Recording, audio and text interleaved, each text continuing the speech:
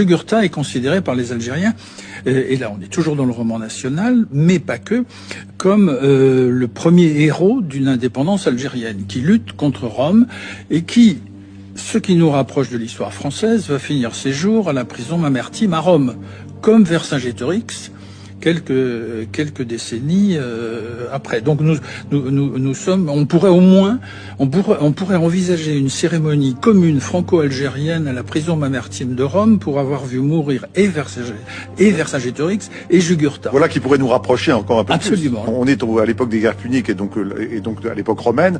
Est-ce que c'est une époque qui donc vous avez parlé de Jugurtha qui est un personnage revendiqué par le nationalisme algérien.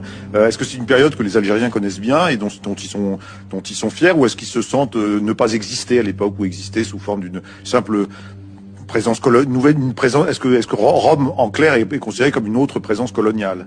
Oui, pour le discours sur Jugurtha, oui, c'est celui qui se révolte contre Rome, alors que par exemple Juba II, qui va régner à Cherchell, est un prince romain de très grande culture et beaucoup moins valorisé. Mais ce qui est intéressant quand on regarde aussi la période romaine, ce qui m'a toujours frappé, c'est que peu ou prou, les frontières de l'Algérie existent plus ou moins déjà.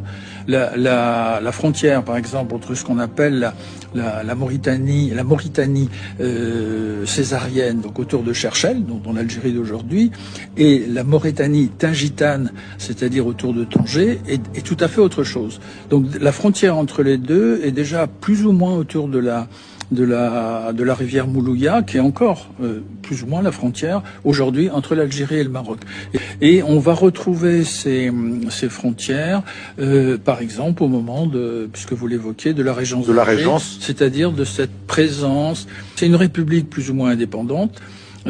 Qui s'étale sur une période importante, puisqu'on peut considérer que ça commence avec les frères Barberousse, ces corsaires qui sont devenus mythiques. Voilà, Barberousse est aussi un nom qui nous dit quelque chose. Hein. Oui.